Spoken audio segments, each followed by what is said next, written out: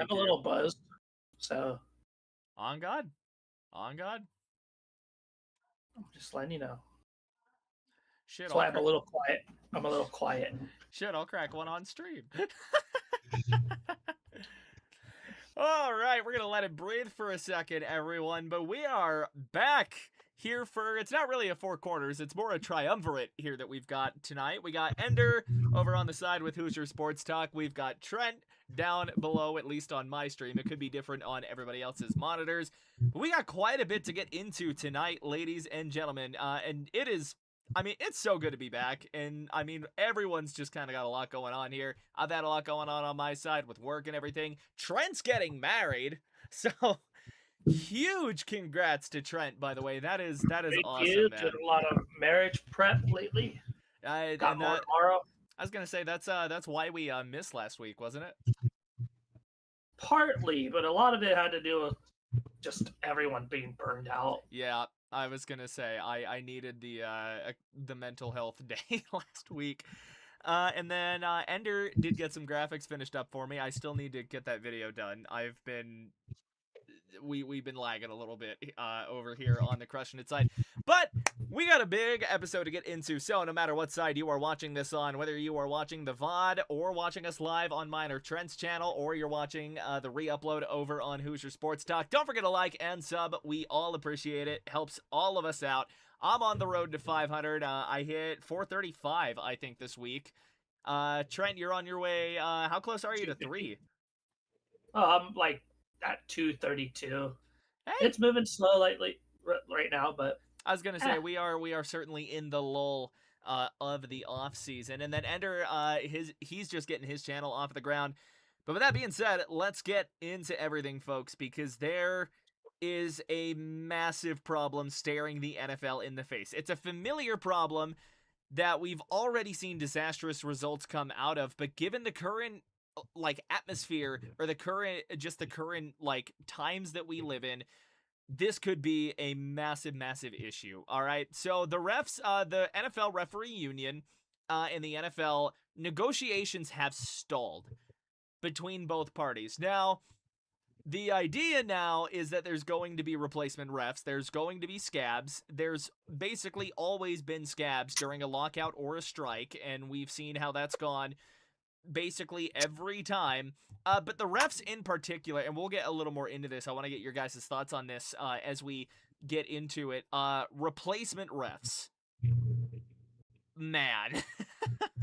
Well, I'll let Ender take a crack at this first. We'll go down to Trent. Ender, replacement refs. I mean, like, if it didn't work the first time, why are we trying it again? If it ain't fixed, don't break it. Just get the refs back. They suck enough already. I don't need high school refs sucking even worse. Oh, boy. And Trent, you saw this happen in real time the last time that this happened with the replacement refs. And I don't think anybody needs to be reminded of the Fail Mary. But, I mean, just run me through your thoughts on this, man. Well, I remember seeing that game, the Fail Mary game, and that was the end of the whole NFL refs being there. That's what ended the lockout, I think.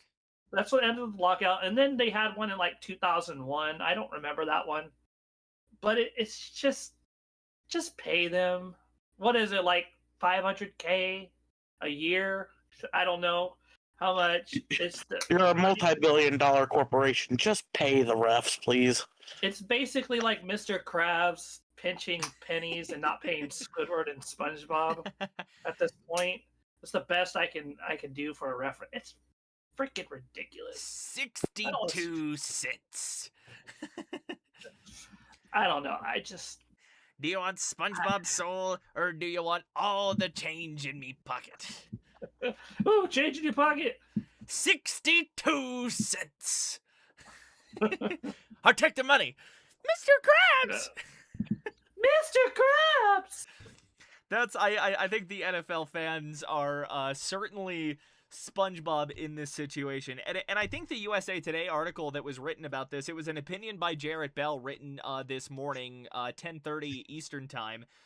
But something like, and I think that like this really, and especially given the time and age that we're in with, I mean, every sports betting corporation having stakes in the game. I mean, you got to think about it. DraftKings, Prize Picks, Kalshi, all of these market apps, Underdog, like where so many people already, where there's already like this kind of, I don't want to say underground narrative, but it's like not quite mainstream, but it's not quite like super underground. But when you've already got people who are like entrenched in the opinion that the league is fixed or that the league is rigged, I mean, the referees have to have all this leverage, and you have to think that at the negotiating table, they are bringing that up. They're saying, look, people are already dissatisfied with the officiating, but if you bring in these replacement refs, you are going to have a much bigger issue on your hands because, again, especially given how hard gambling has been pushed in the NFL the last couple of seasons, I do think that it threatens not just the integrity of the game, but I think it could threaten the NFL as a whole. I think that it's one of those things that at least the refs aren't as bad in the NFL as they are in baseball. The umps in baseball are, there's a reason Angel Hernandez has a reputation. Is a big name. But to grab these guys off the street and say, hey, you got a few weeks to learn. Now, granted, they have months to learn if they don't get it. But I think that I don't even know what are the details of this thing. Anyways, I don't even like know what the hangs up or like what the hang-ups are. I think it's really and it's I mean it like it's a whole like I almost look at this as a metaphor. I'm not gonna get into that, but like right now, just the referees as the workers, they want to raise, and I think that they perfectly have the leverage for that. Again, given the current climate with everything, with all the gambling shit going on, for lack of a better term, and the billion-dollar corporation just doesn't want to pay them because they want to pinch a few extra pennies, and I really think that's it. And there might be more to it because and so this is deeper in the article. Let's see. So this is, I'll go from a quote here. They're talking about the 2012 lockout. Yeah, and Roger Goodell ended up writing an apology letter to the fans, Green said. Green's the head of the referee union, name-dropping the commissioner and Chief Heat Shield.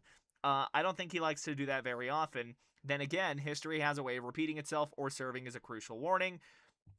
So the current pact expires on May 31st. And then the article does go on to say there's not much in the public space that suggests the stare down, and this is quoting that it won't extend into the season.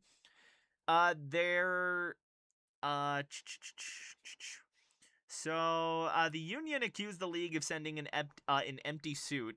The counter proposal got rejected. The NFL accused the union of bargaining in bad faith because they won't budge on financial demands.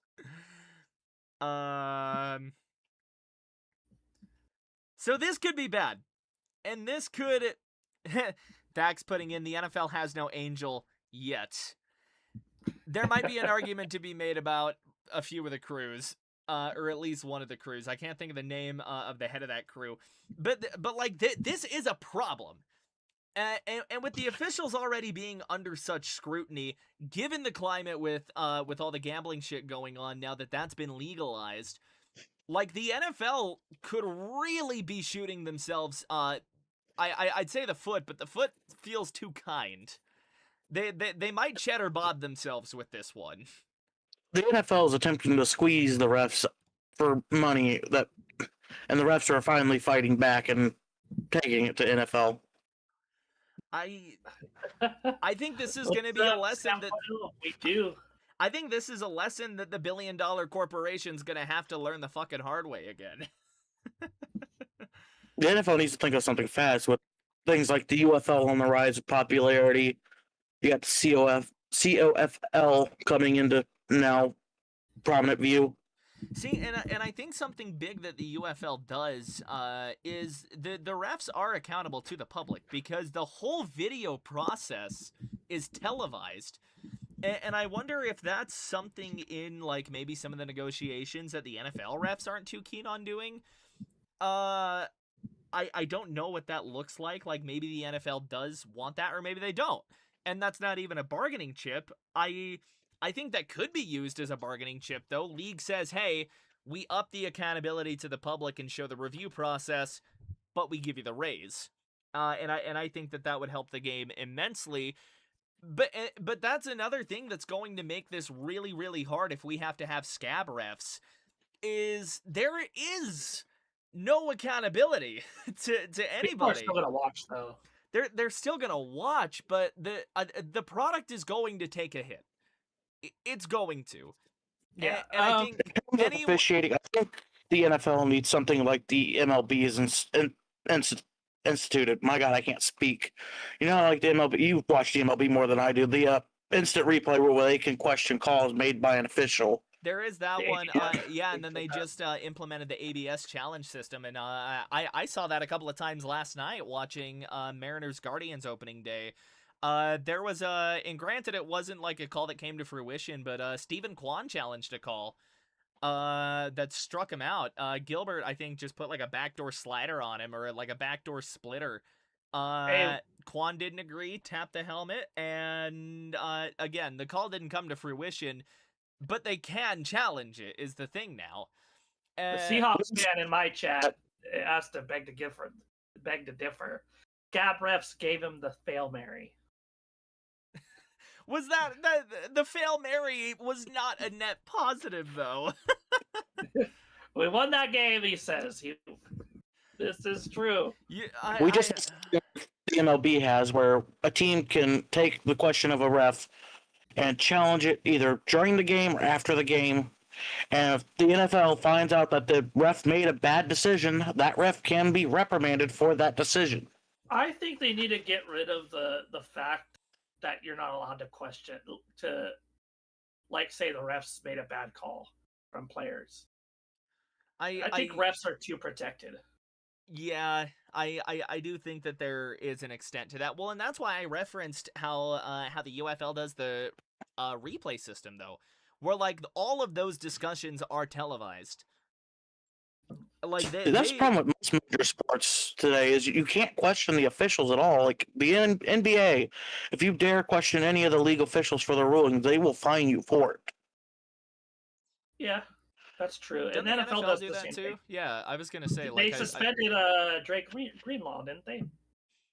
Yeah, but I'm pretty sure he was like threatening to throw hands with the ref.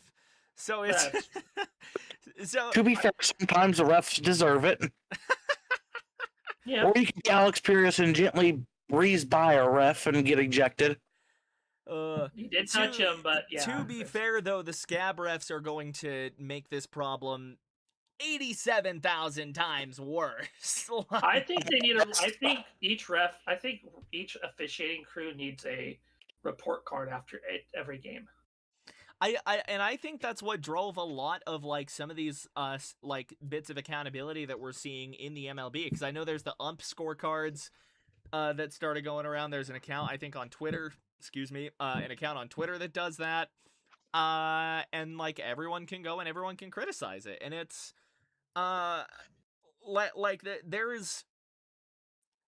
there's no token of accountability for the refs. And to kind of like wrap this point in a bow, if you're going into a season with scab refs with no accountability again, I don't know if it's going to take another Fail Mary for the refs to get what they want. But if you're the NFL, with the current gambling infrastructure that is now around the league, with people already throwing around the accusation that the league is fixed, this is going to have major problems. Refs should have to answer questions at press conference after games like the players. I like that. Mm-hmm. I like that too. I just think it needs to be more transparent on how the refs are making these decisions, because it's beginning to feel like the refs are making these decisions based on their own money line bets. Can't those guys in New York watch replays and interrupt the game? The people in New York do watch the game. They can, but that one's weird because yes, they do have the replay center in New York, and now with like the instant review stuff that has come out that we did see last season overturn some stuff. I think they're still finding their footing with that, and that's not to be like an apologist because I think that needs to go for every call. I don't think you just leave that to the refs if you can overturn a blatant miscall. But how about I've got a good plan for this year. Robot refs. Robo refs. That'll get the refs to the table quicker.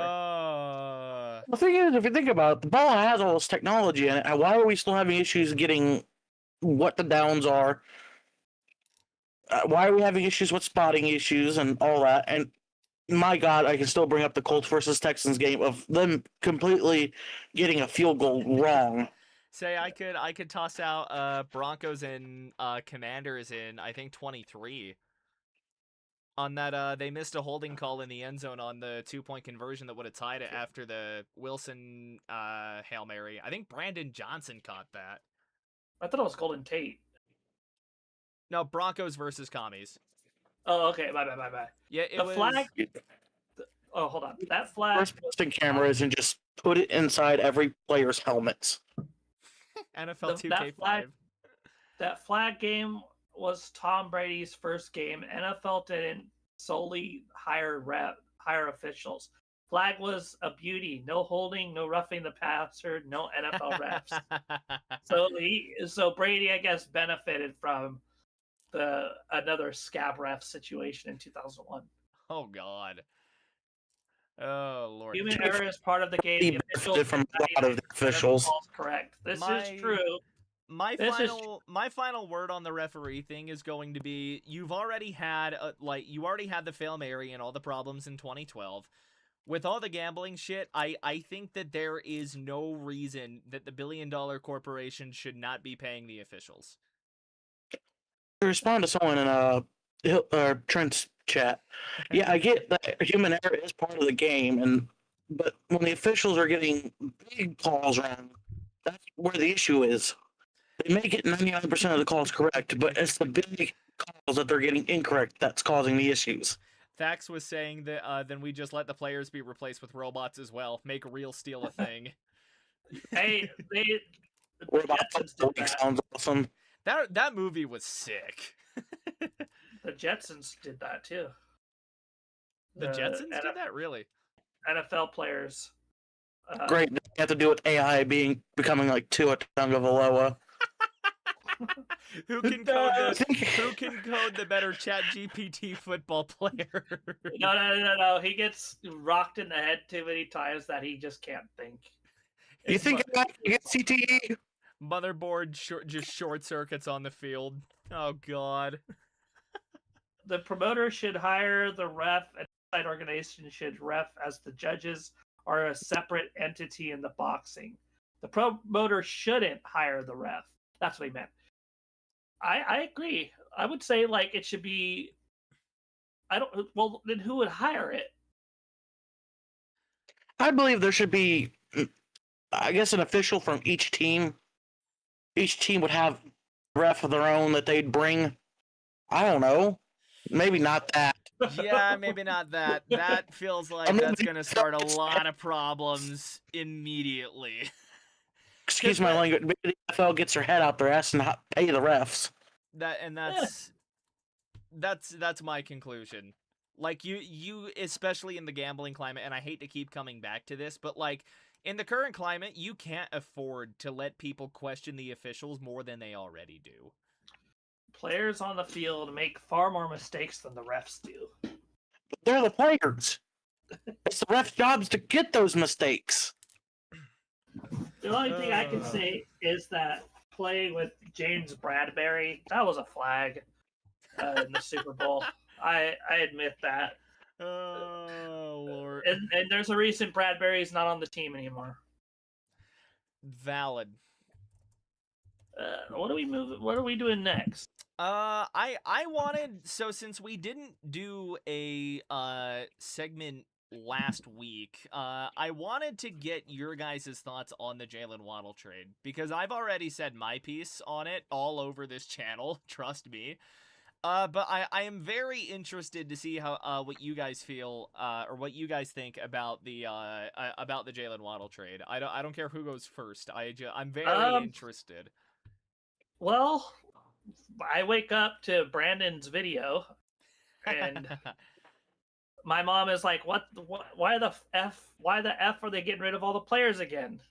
And I'm like, "Mom, the Dolphins haven't won a playoff game since the year 2000." She's a Dolphins fan, granted, and she's like, "Really? It's been that long?" And I'm like, "Yes, Mom." And they just continuously spiral out of control.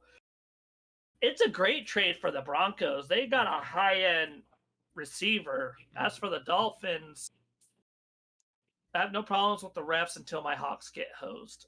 That is true. It's until your team gets beat down. But it's a great way to the playoffs. They have a great receiver.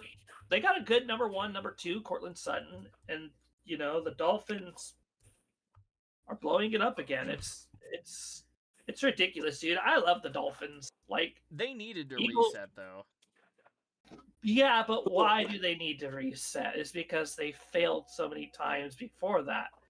But to see them keep resetting and resetting, Dolphins aren't my team, but they're close to my heart because of my mom and my brother.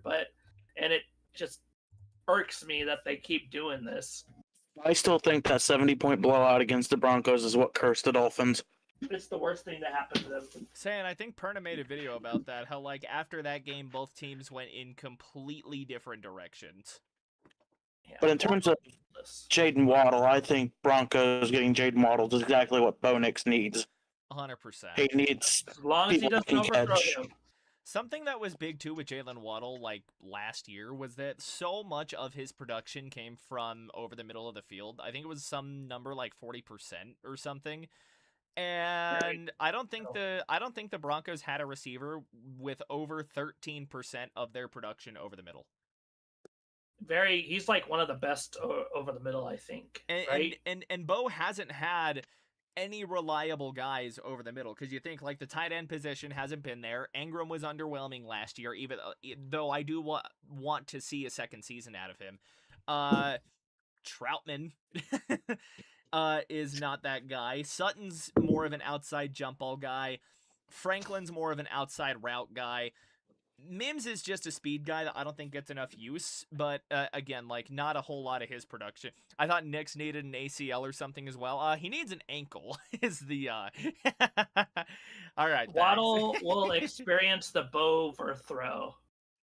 Yeah, I will say, in defense, the overthrow was not a problem in the back half of 2025. I don't think I can. In Nick's defense, he's been getting his overthrow. Waddle's fast enough. Waddle's fast enough to catch up to the overthrow, anyways. The NFL owns the Eagles and Cowboys and hires refs. I'm not sure. So who? I don't think the NFL owns the Eagles. No, they don't. That's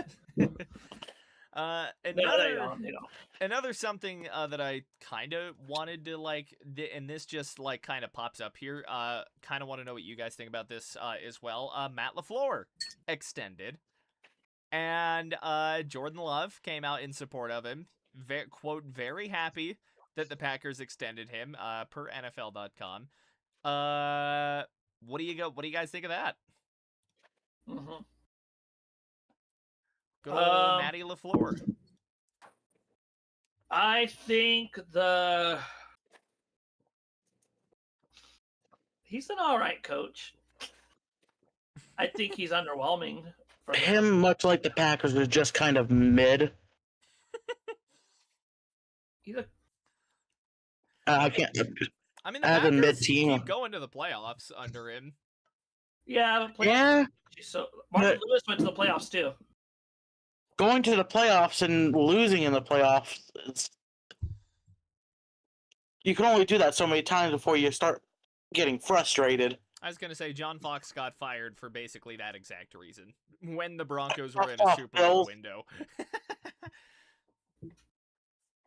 It's not quite what got Shanahan canned, but like it's low-key what got Shanahan canned, even though the teams like weren't really making the playoffs after 05. Like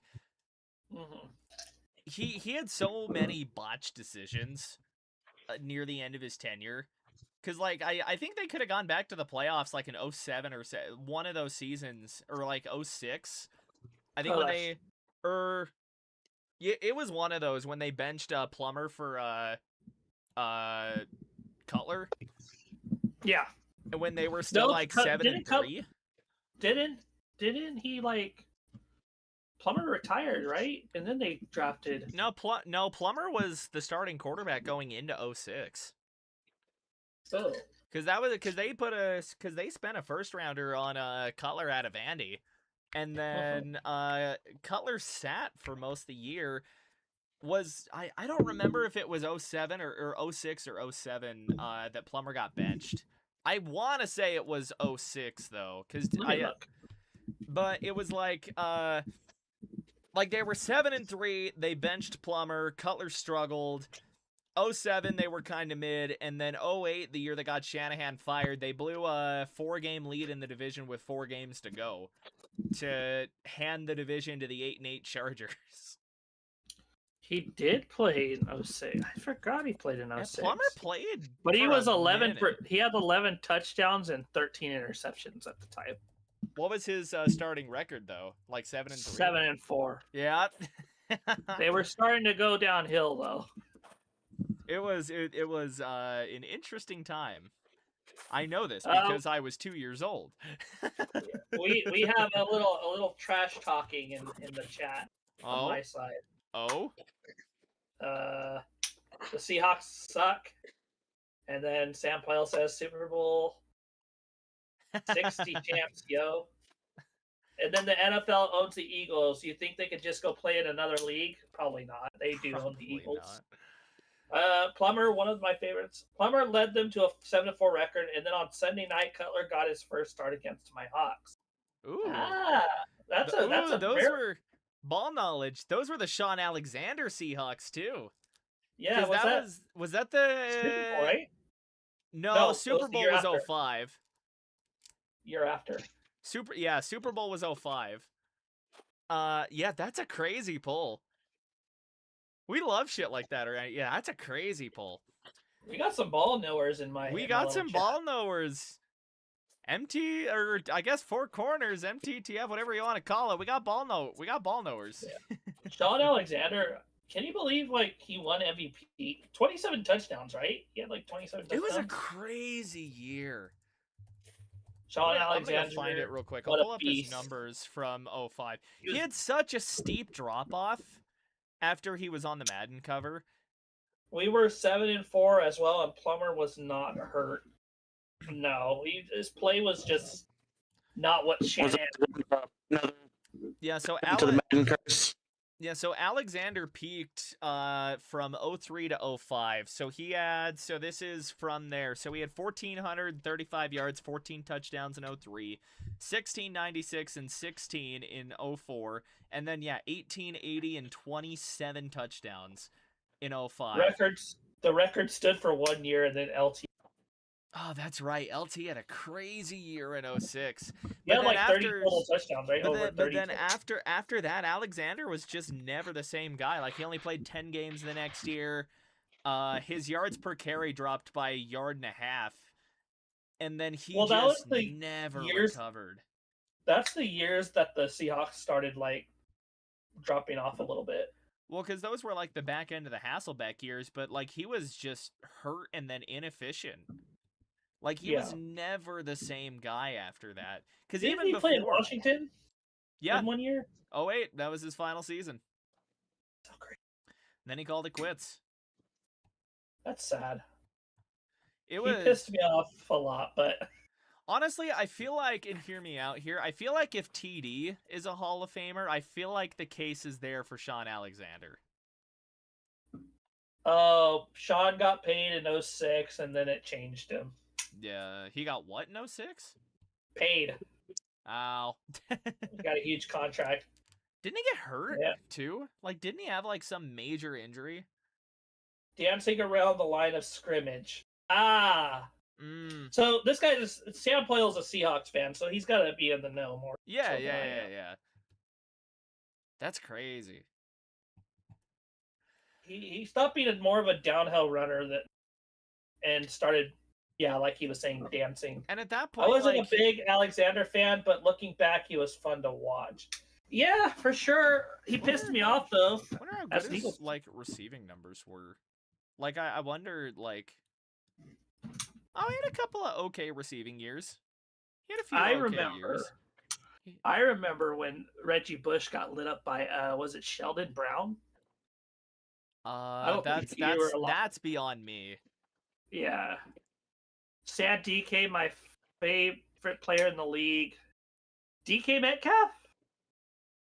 Your favorite player right now? Huh. DK had a weird year last year. Was it Sheldon Brown hitting Reggie Bush? Oh yeah, you were a little guy when Reggie Bush was drafted. Yeah. Well, because when did he get picked? Because that was like, what, the 06? 06? Was that the Mike Ditka ships off an entire draft for him guy, or is that Ricky Williams? Who? Who did Mike Ditka send like a whole fucking? Oh, that was Ricky Williams. That's in 99. Okay. That's who I thought it was. Ricky in 99. 99. It was Sheldon. Yeah, Sheldon Brown, Ricky Williams, and then he only played a few seasons in. Thax is saying I'm still predicting that the season is going to be a repeat of 49. Comes down to a play on the one between the Broncos and Hawks this time. That'd be wild. That would be wild. It could be. That would put me in a coffin.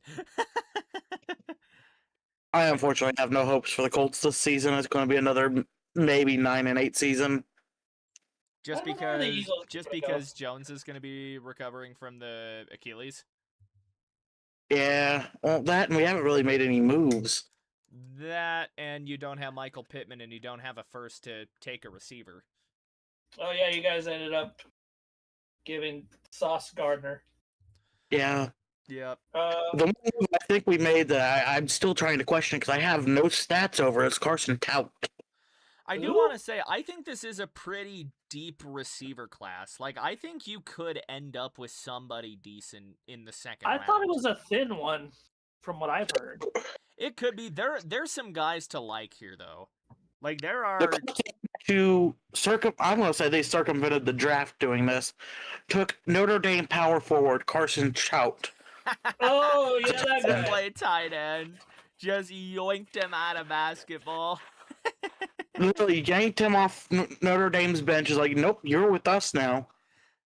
Hey, you're a football player now. He's 2'8", 250 pounds. I mean, he's 2'8". 250. 2'8". I was at a Phillies game when Eagles lost to Ricky Waters and the Seahawks 32-0. So Seahawks have never been my favorite, but respect. That's where that came from. That's where the anger came from. I get it, my friend.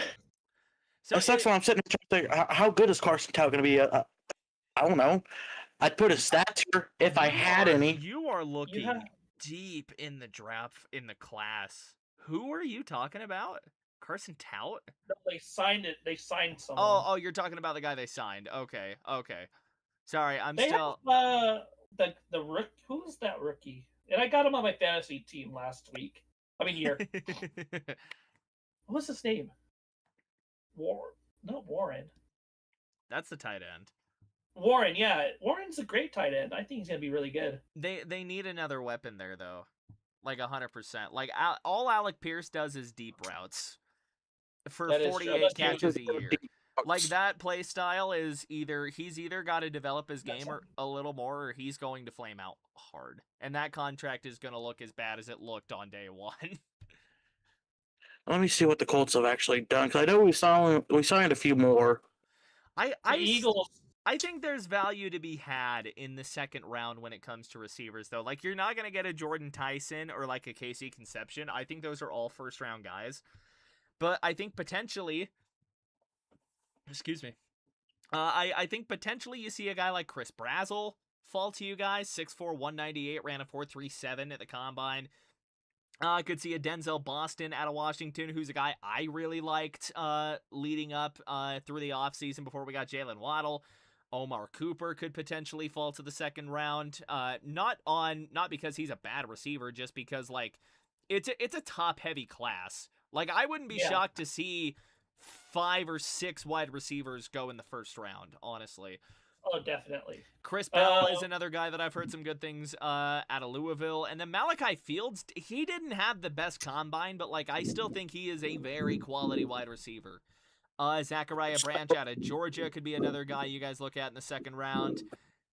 Like day 2, there is some value to be had on day 2 with the wide receiver position. Day 2 is like 2nd through 4th. Carson Talbot. The Colts signed free agent Jerry Tillery. Ooh.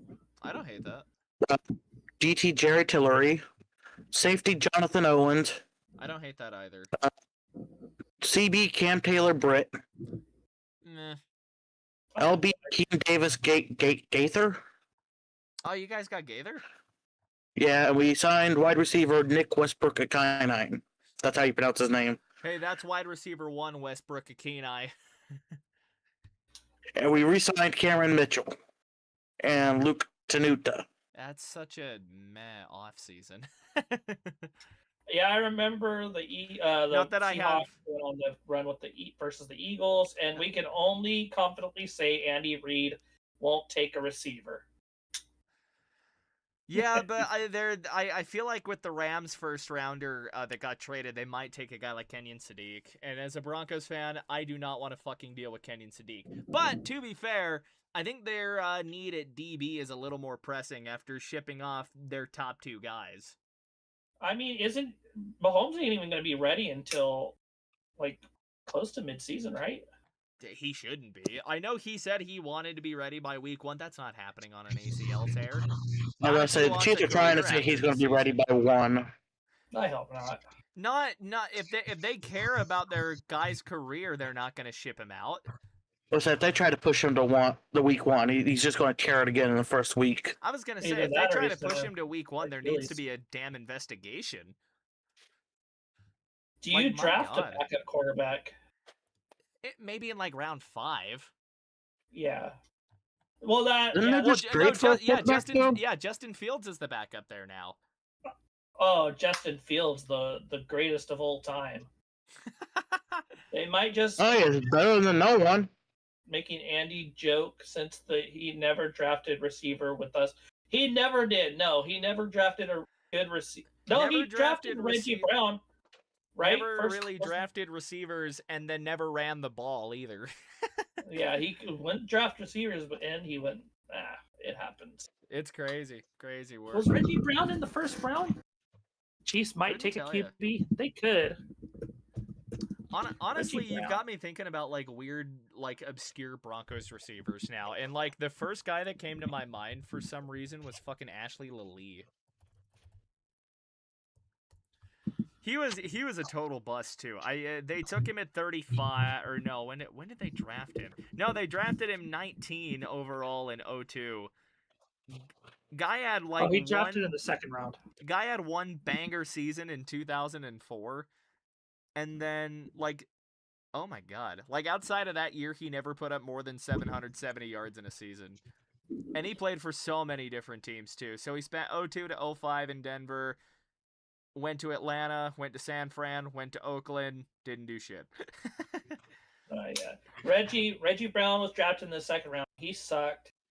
Kolb was drafted the year McNabb tore his ACL. Oh my god. Yeah, but Kolb played like one series, it felt like, and then got concussed, and then they put in Michael Vick, and the rest was history. There's another wide receiver that I remember being really excited about for a minute, and then he just never materialized at all. Montreal Washington, I remember, got picked in the 5th round of like the 22 draft, and I remember we were all so hyped about Montreal Washington. We're like, oh dude, this guy's gonna be our secret weapon, bro. Like this guy's gonna go crazy, bro. He's gonna be returning punts up the ass, bro. And then he had like 5 career catches. What was it? Jalen Rager and freaking Nelson Aguilar. Did we even use him as a... No, he got more rushing attempts than he did catches. He had 4 receptions for 2 yards. Yeah. That's Speaking of crazy. drafts, Did he do anything as a return man? Not I really. know Kolb sucked. I just meant when McNabb tore his ACL, he drafted another QB. That's true. Did Reed draft Nick Foles as well? Or was that Kelly? I think it was Chip Kelly. Let me go see when he was picked, because you'll be able to tell me who the coach was at that point.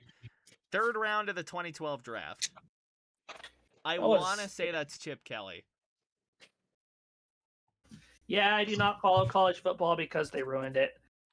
Yeah. Yeah, the transfer portal really did a number on college ball. They really did. I'm not really a fan. And I ain't complaining. I know. Mr. Hey, National what's up, Champion. Deborah? Hope you're having a good night. Happy to see a new face in here.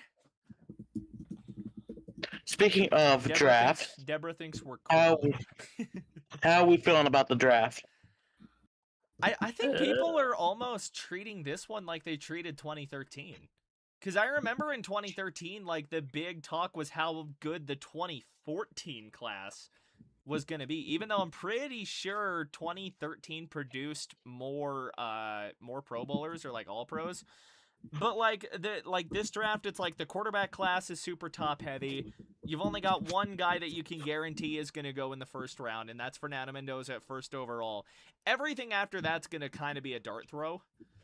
And there's only so many guys on the board that I think are really going to get looks from teams. Like, I think the only guys you're really going to see go, like, first 2 days are probably, like, Mendoza, Simpson, maybe Nussmeier.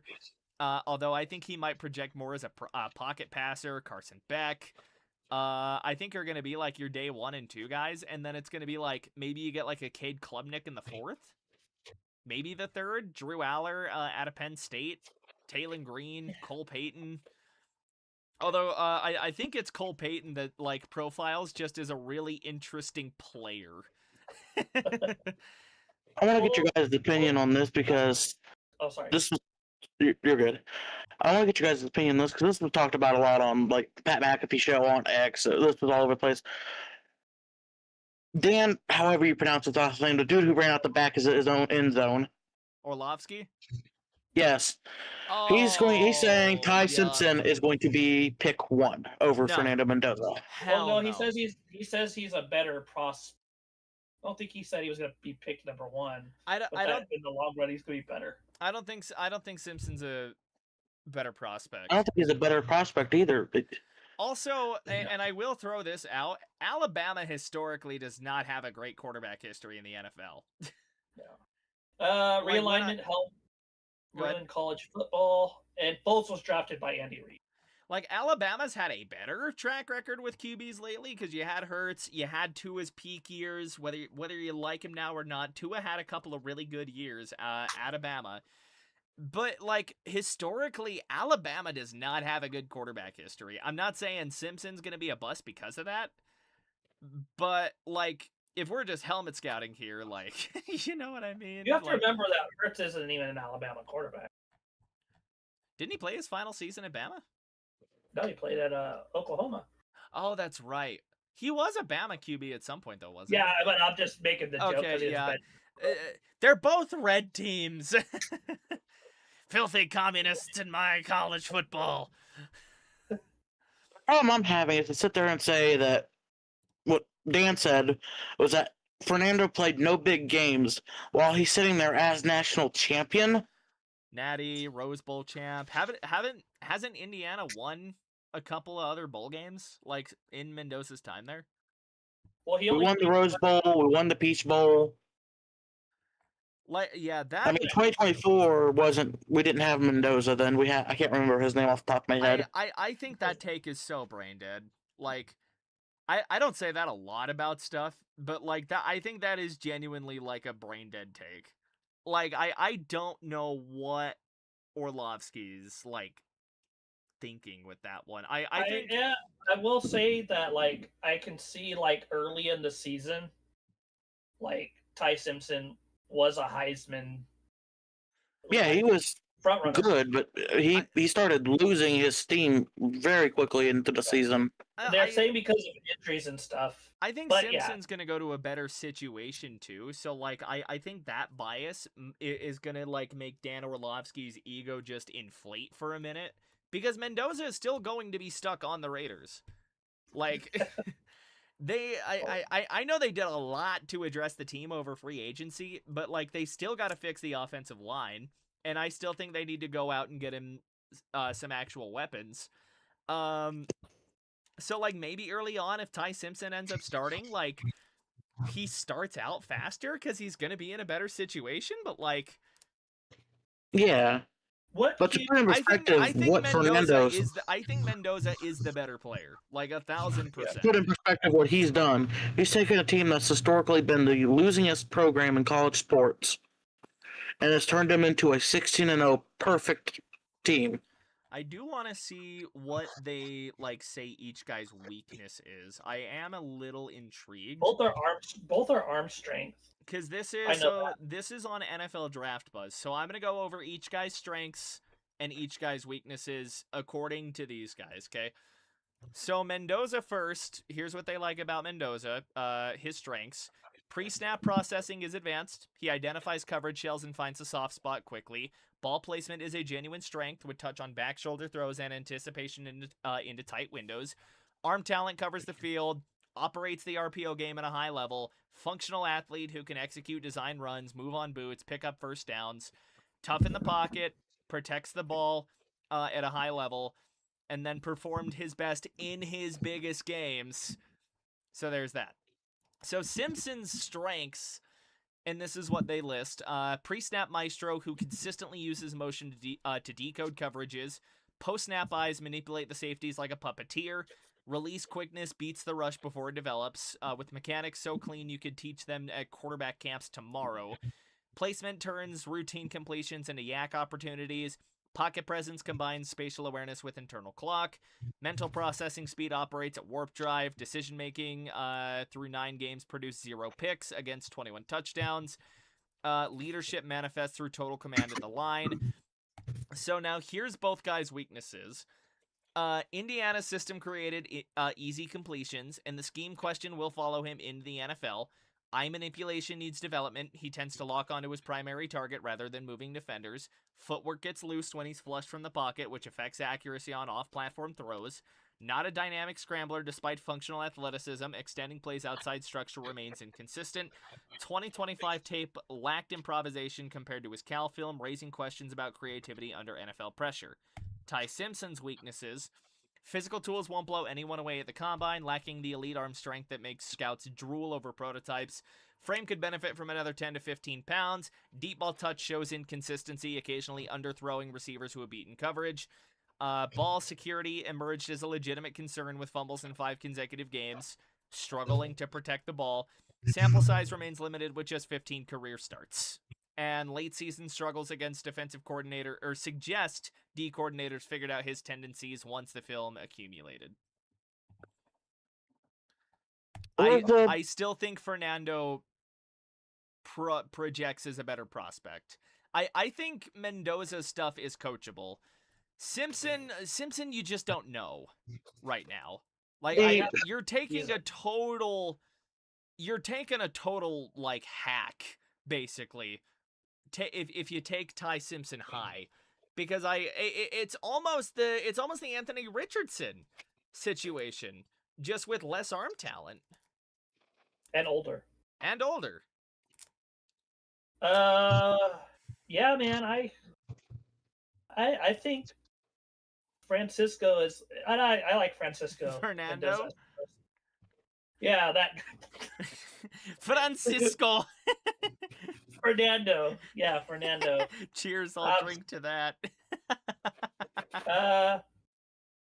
Yeah, Fernando is the better prospect. I mean, I wanna look at the tape and see what Orlovsky's seeing. I don't know where to find tape. That's what I want. I want to find out what Orlovsky sees in Tide system to think that he is better than Fernando. I keep thinking Francisco. Francesco Bernoulli. Let's see. So at this point, you could throw Tua back in college, and Orlovsky would take him over Fernando. Oh, Lord. Taylon Green. I like Taylon Green, QB from Arkansas. Anybody know anything about him? I could pull him up real quick. I just closed my draft tabs too, so that's tragic. What site do you use for your scouting reports? NFLDraftBuzz.com. Let me go get I have a magazine. Let me find him. Taylon Green. So he is. So they project his play style as a dual threat. Ran a 4.36 40. Got a Senior Bowl invite. So coming out of high school, he was a 3-star from ESPN, 3-star from 24/7, and then a 2-star with Rivals. His comparisons are Milroe, Richardson, and Riley Leonard. So his you looking at again? NFLDraftBuzz.com. So his strengths, so the combine workout confirmed historically rare athleticism for the position.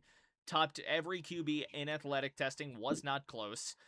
Capable of turning broken plays into first down with his legs alone. Deep ball accuracy stands out, showing natural arm talent on vertical routes. Effective runner on design QB concepts, not just scrambles. Shows improved poise in the pocket compared to the Boise State tape.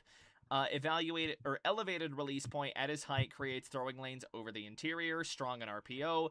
Competitive mindset. His weaknesses: elongated throwing motion slows his release and gives the defense extra time. And that's what kind of got Tebow flamed out. But that's fixable, isn't it? Maybe. I don't know. I don't think Tebow ever got the coaching to really hammer in and fix it. Well, Maybe they started at year 1, right? They can coach him out. He got starts late in the year because he got drafted in 2010 and they ran with Orton the whole year. And then Green is 6'6" with a 43-inch vertical. Yeah, he's 6'6" and runs a 4.3 40. Guy's an athletic monster. I think he's the kind of raw prospect that probably has scouts drooling. But so to finish up on his weaknesses, short and intermediate accuracy is inconsistent. I think I see the Richardson comparison. Turnover-worthy play rate spiked during his final college season. Tends to retreat from the pocket rather than climbing. Post-snap processing against zone coverage remains a work in progress. Completion percentage never tops 61% in any full season. Ball security needs attention, particularly on designed runs in traffic. He'd be a good developmental project. And I think that's what he's going to get projected as. I think this is a guy that you take day 3 as a maybe a round 6 flyer, round 5, round 6 flyer, and you're just you know what? Fuck it, come develop. Do not let Sean McVay get his hands on this guy. With this QB draft class, I think this is going to be the type of draft class that that a team really is going to have to need a quarterback to draft from. Either that or they are looking to work on someone to make them their next franchise quarterback. Can't be worse than Shador. Thax makes a really good point. Wilson had a longer throwing pattern when he arrived, and it got down to a third of a second release, I think. I don't remember hearing about how he focused on that in his second season. Okay, so that is definitely something that can be fixed. I do very much appreciate the context, Thax. Attaboy. Thank you, Thax. Thank you, Thax. Another person I'm looking at quarterback-wise. Thank you. There we go. Another person I'm looking at quarterback-wise is Nussmeier out of I got reverse call LSU. What are they? Here, I'm gonna pull up Nussmeier real quick. He's a He's third-ranked prospect. Yeah. So and it's like I said about him earlier when we were talking about this. He is going to be more of a pocket guy. Ran a 4.82. Maybe not the biggest guy physically. He's 6'2", 203. The measurables aren't exactly there. He is Case Keenum size. They compare him to Quinn Ewers, Dylan Gabriel, and Bo Nix. I think Bo's a little more athletic than that. Who? Okay, so I got a question from the chat. Okay. Who historically has been the best college quarterback school? Someone they were debating Stanford. I was gonna say I'd be willing to give you Stanford. I mean, you have Andrew Luck and you have Luck Elway. Luck and Elway. Man, who else? Like Cal has had some good quarterbacks. A-Rod is like my go-to example there. Oh man, Michigan I think has had a pretty decent history. I think Tom Brady does some heavy lifting for Michigan, but like UW Huskies sent plenty of QBs to the NFL, highlighted by Moon. Washington has sent a good number of guys. One of the top quarterbacks, which is right now, I believe, Bo Nix sits in there, and the best quarterback currently. He's from Oregon. Yeah, I was gonna say like the West Coast does a lot of lifting at the quarterback position. I've noticed. There was an argument about USC, but I just can't get past the fact of John David Booty,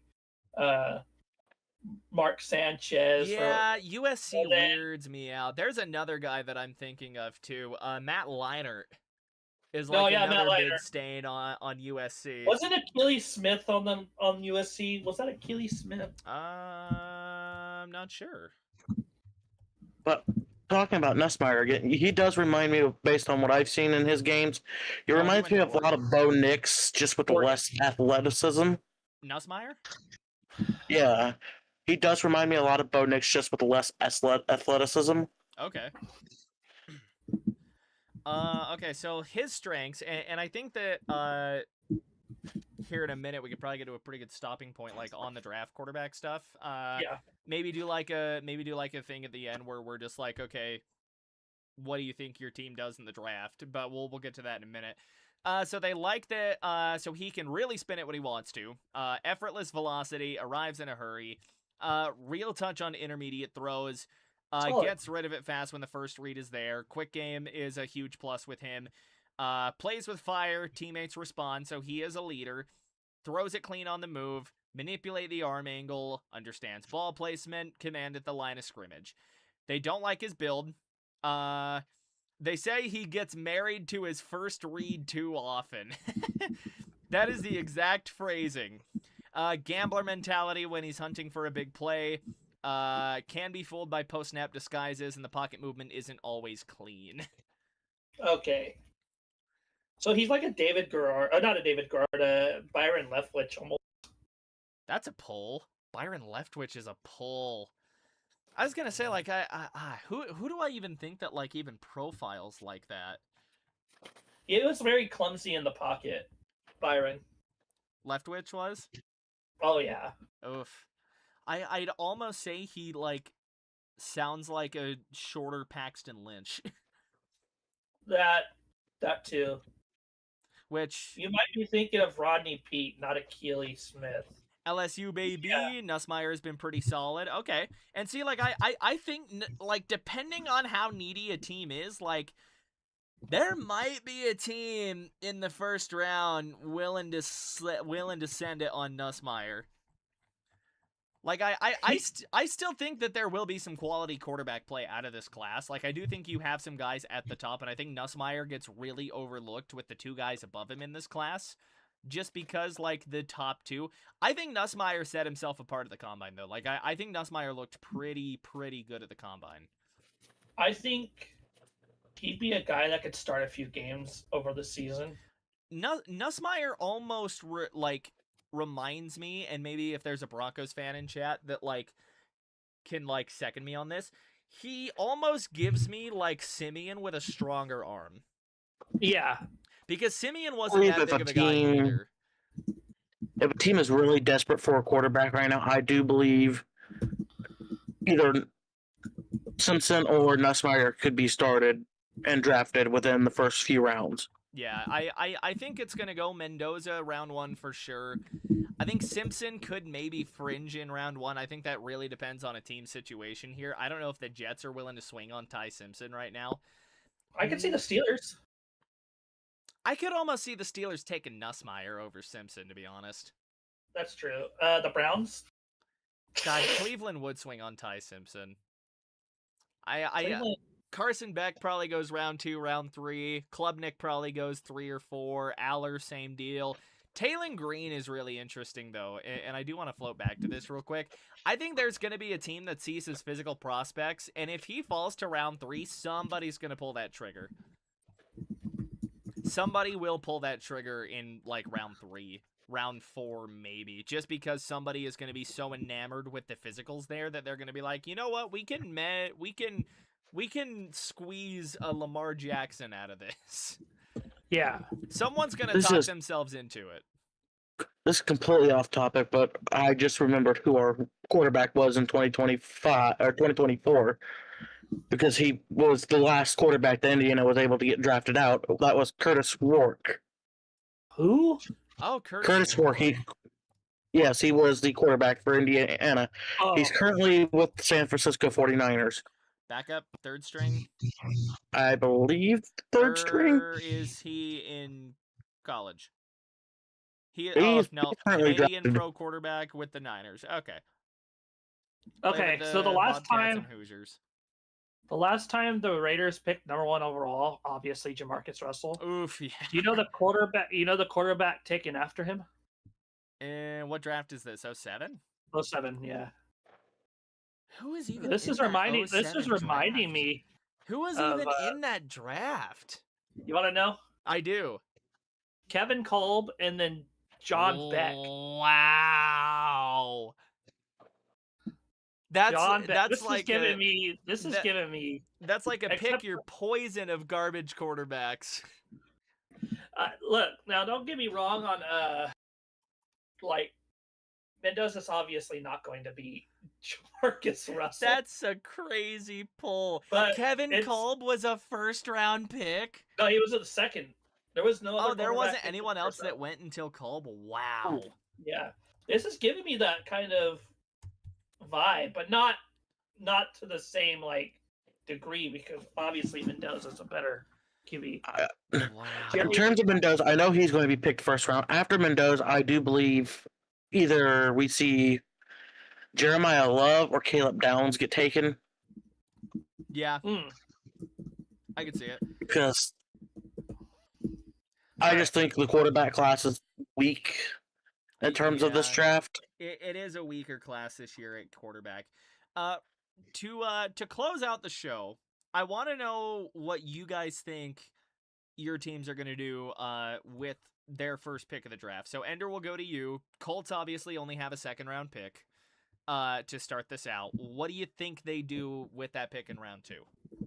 I am seeing, from what I've read and everything, the Colts apparently are looking at Elijah Sherratt for their pick. Sherratt. What position does he play? He is the wide receiver out of Indianapolis for this year. Oh, so he's the one that played with Mendoza. Oh, okay, so he's the other guy to Omar Cooper. Yeah. Where is he even in this ranking? Oh, there he is. 13. Okay. Oh, and Trent has left. Trent gone. Ender, what do? I don't know. Where'd he go? Trent's gone. Panic. Oh, God. Panic. Oh, God, panic. Where is Trent? Two-legged tables aren't stable. Oh, he's back. The parameters are stable again. He's returned. He's back. Oh, we were just panicking. No, you're good. It was my dog. Fair. Okay, so Ender is saying Colts are looking at Elijah Sherratt for their first pick in the second round. He's the second receiver out of Indiana in this draft. What do you think Philly does with their pick? They've got a first rounder this year, don't they? Yeah, they do. Let me. Oh, busting out the magazine. Old man, whatever. He's got the physical scouting book. Old. I'm gonna be 100% honest. I didn't even know they made those. I see him at Walmart sometimes. They're saying tight end, but Dallas Goedert's already been signed. They might take a guy to develop behind him. They might, but I think offensive tackle. They're being. Hold on, let me find the mock draft on page 18. I find physical media easier to read than. No, that's valid. I get that 100%. Based on the mock draft I'm reading, they have Malachi Lemon. What position? Wide receiver. Wide receiver. The one I'm seeing is Caden Proctor, offensive tackle, Alabama. I could see that. I I could see think, that Somebody too. to replace Lane Johnson. but everybody's saying that AJ Brown's going to get traded. I doubt AJ gets traded. You never know. I doubt unless he commands a king's ransom at this point. So Howie or AJ? AJ. I mean, Howie will also command a king's ransom for AJ. Like, let's be honest. Yeah. So I don't see them trading him. And it's kind of a weaker draft class when it comes to the receiver position. Yeah, I don't think it's weak. I just think it's top heavy. I don't think there's depth. It's top to it. heavy. There's not a lot of depth. If you're gonna go next year. If you're gonna trade AJ, because I think AJ has a better season this year. That's fair. But offensive tackle, I think, and then they go edge. That's valid. Yeah, this receiver class is top heavy. If I'm looking at Denver right now, it's 62.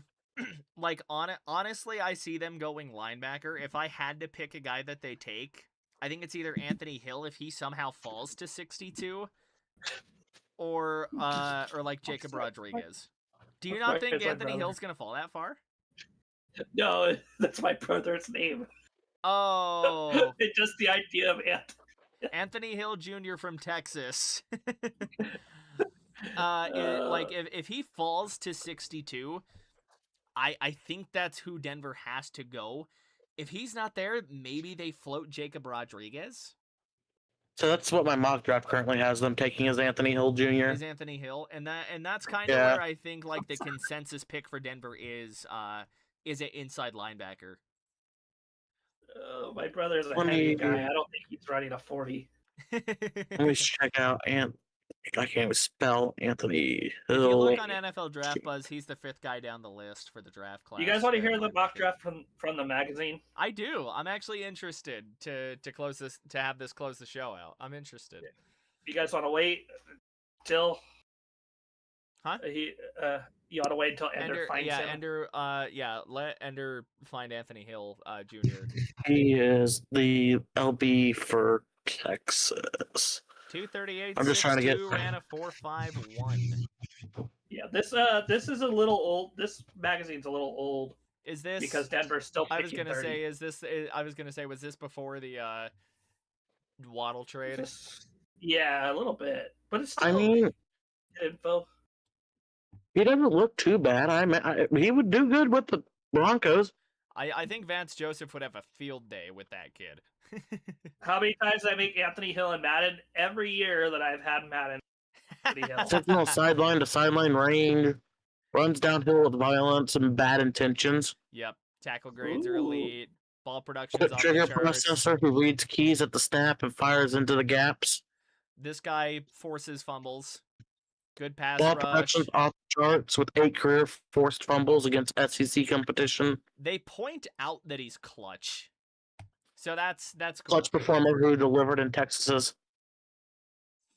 Yeah. I'm gonna assume that's a Coverage responsibility at Texas were extensive. Long arms. Overly in the NFL. Overly aggressive with his reads and occasionally overruns players, creating cutback lanes. Tackles high. Man coverage against backs is a work in progress. Stack and shed. That's everything you can coach. Offensive lineman needs refinement, and then play action can draw him too quick. Are there knocks on him? I think that's all coachable. That's all coachable. I think if Anthony Denver Hill. I think if they can wander into Anthony Hill at 62, I think that's a steal.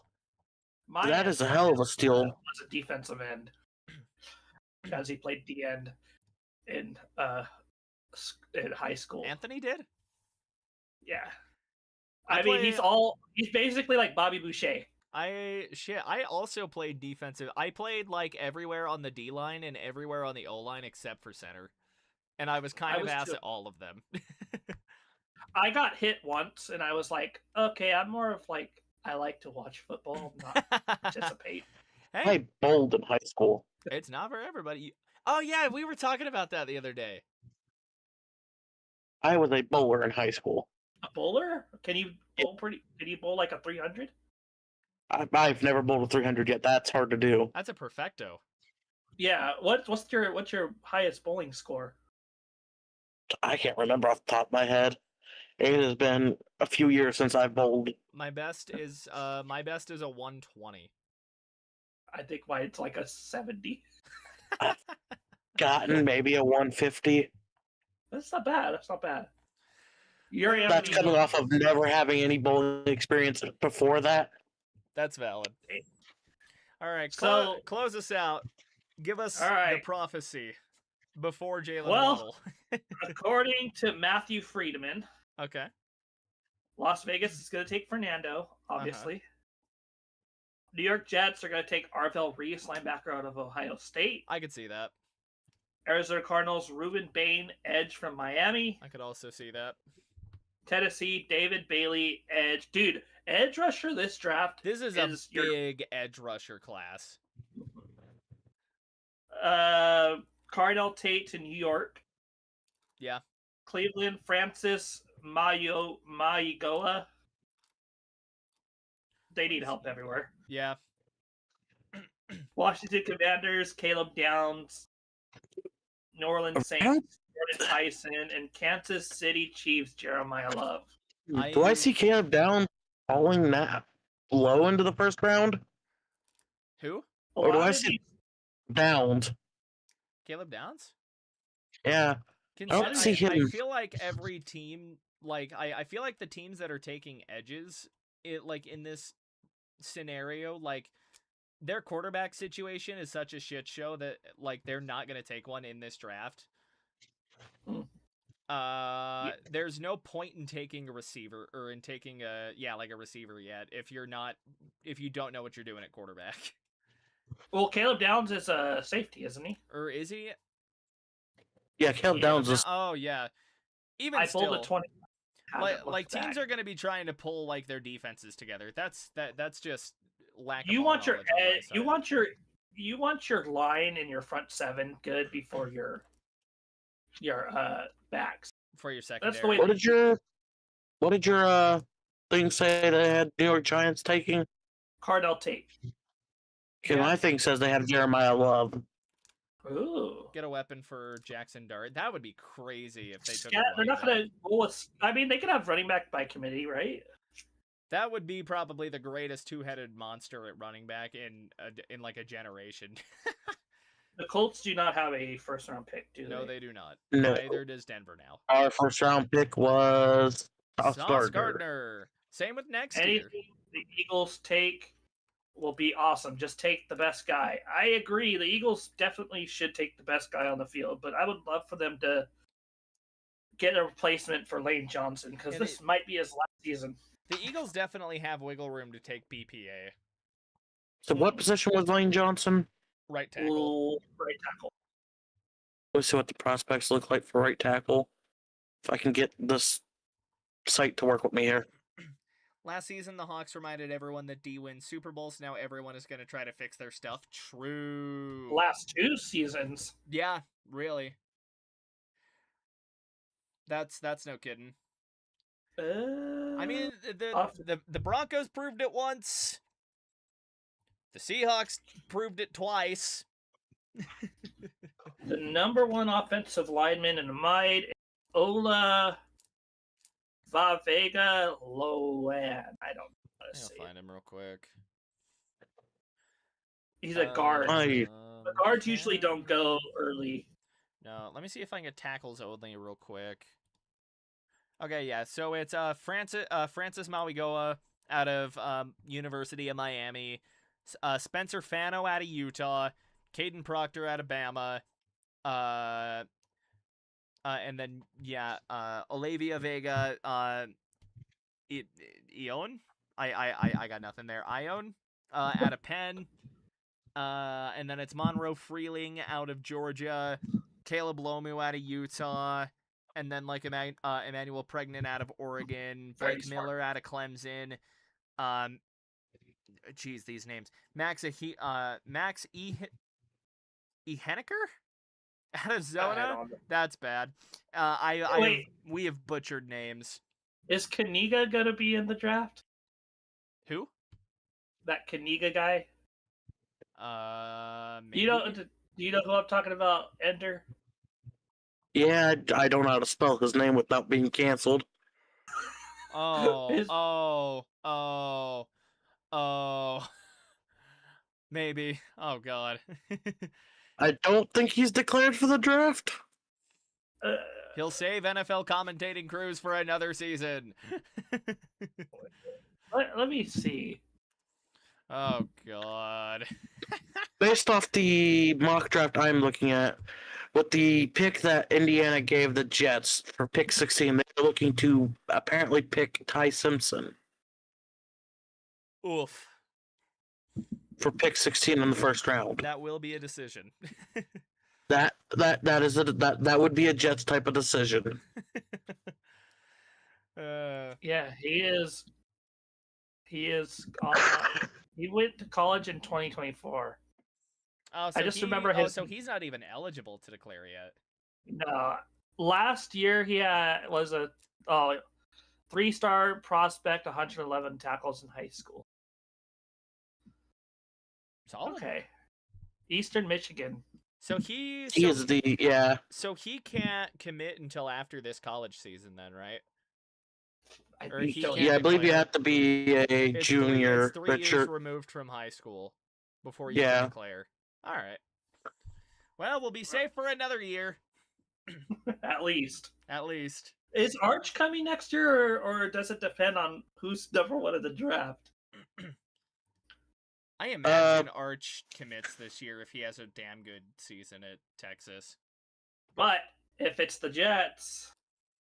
Well, if they're picking Ty Simpson, he don't got to worry about shit. Hate to say it, but Simpson is a good football name historically. That's fair. That is fair. Maybe not the best moral. If any of the Colts people are listening right now, please try and get Arch Manning when he declares. I don't think... Trade the farm. Does Peyton want him to go there? I mean, Peyton and the Colts still have good chemistry. Yeah. Okay, I thought there was a problem. Who was it? I don't know. Lord. Caden Proctor. That's who they say they're gonna get. 6'7", 360 pounds. Big man. Physically imposing left tackle. Proctor has been in left side since arriving in Tuscaloosa. With a frame that big, his game is violence. Everything he touches is with bad intention. Jesus. He sounds like an Eagle. That is a description of a player of all time. Well, they paint him as a football player or as a mass murderer? It sounds like we're discussing a fucking serial killer. It sounds like you pulled him off a lineup instead of a football field. Oh, Lord. All right. Well, I think that is... Oh, you got some? What do you got coming out? Yeah, true. I'm hoping by sometime in April I can get that Colts video out. I keep procrastinating on it. I keep procrastinating the big Bronco video too. But I will be working on the award show video this weekend. I will get some work done on that. Ender got the graphics done. I got to do the recording. Trent, I plan on starting a new gameplay series over on the main channel. Hey, nice. I'm going to try and do Minecraft through the ages of its updates. Hey, there you go. That'll be cool. I've got, and then I'm doing a Geometry Dash night tonight as well. So over on the alt. And I will be working on, I think well, the first thing is I'm gonna kind of recap the mock draft and talk a little bit about the players. The other thing is a new thing where I talk about the dishonorable 5. Ooh. The worst teams in the NFL. 5 worst teams in the NFL. Okay. Will be coming out That'll be cool. Week. That'll be cool. I need to ask this. When are we getting a Trent gaming channel? I have a gaming channel. I have a Geometry Dash channel. Yeah, Res Retro is my name. Send the link to that in the goddamn Discord. I just haven't done it in a long time. That's fine. We'll watch the backlog. Because another series I have planned for my main channel is retro games and stuff like that from like the N64, NES, and all that. Yeah, I did. I was a retro gaming speedrunner on Twitch for a long time. That's cool. That's One cool. series I want to do is go through and replay the Zelda series completely through. That's a fun one. I beat the first one on NES. I could never beat the first one, and Zelda 2 made me so angry. Zelda 2 is an interesting. It's the reason we don't have a side scrolling. True. That game was weird. My first forte into Zelda was Ocarina of Time on the N64. Hell, Mine was The Legend of Zelda. I think the only one I played was A Link to the Past on Super Nintendo. I have that. That one was my second. I don't think I ever got I past played the first time I area. played that game was on the Game Boy. The Game Boy Advance. They Big did guy, port but it, you're I intriguing think. me. He's a cool. Yeah, kid. they had it. I had the dual cartridge with that and Four Swords. Fact Or not Four says, Swords, Minish Cap. Fact says Zelda 2 was peak. It's No. a good game. Well, I'm more of a Mega Man guy. See, I was always a Mario and Sonic kid growing up. I was a Zelda and Yu-Gi-Oh kid. Obviously. Super Star Wars was my jam too. That's When I odd. grew up, it was Zelda, Yu-Gi-Oh, and Beyblade. I played a lot of Need for Speed Nice. as a kid. Need for Speed Underground Most 2? Wanted. Need for Speed Oh. Most Wanted on PS2. Peak. That was a banger game. Carbon on PS3 I thought was really cool too. Anybody play Burnout?